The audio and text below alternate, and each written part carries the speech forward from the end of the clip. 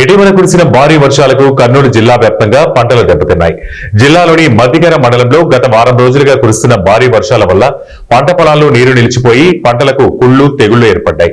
వాటి నివారణ కోసం మండల వ్యవసాయ అధికారి పంట పొలాలను పరిశీలించి వారు కేటాయించిన మందులు 1 కేజీ ప్రకారం చల్లాలని, అలాగే ఆపరాసి క్లోరైడ్ 3 గ్రాములను నీటిలో కలిపి ఎకరాకు పిచికారీ చేయాలన్నారు.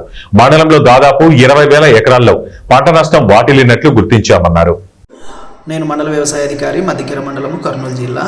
మద్దికేర మండల రైతులందరికీ తెలియజేయడం ఏమనగా, గత వారం రోజులుగా కురుస్తున్న అధిక వర్షాలకు చాలా పంటలు అధిక తేమ వలన నష్టం జరుగుతుంది.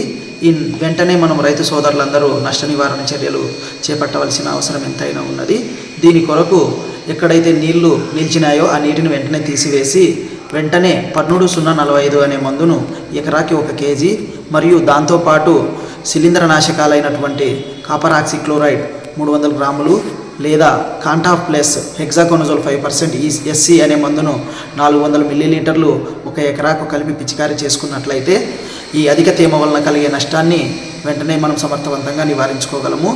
అదేవిధంగా ఎవరైతే మన మద్దికేర మండలంలో అన్ని గ్రామాలలో కలిపి దాదాపు 22,000 ఎకరాల నుండి 24,000 ఎకరాలు ఖరీఫ్లో సాగవుతుంది.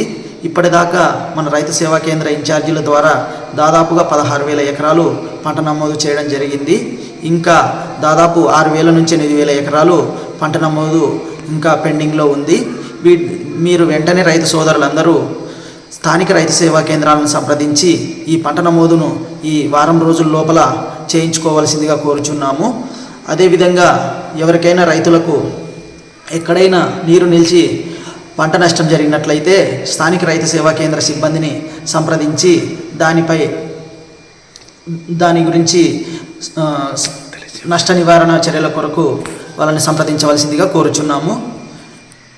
అదేవిధంగా ఉల్లి వేసిన రైతులందరూ తమ పంటను ఖచ్చితంగా పంట నమోదు చేయించుకోవాల్సిందిగా కోరుచున్నాము.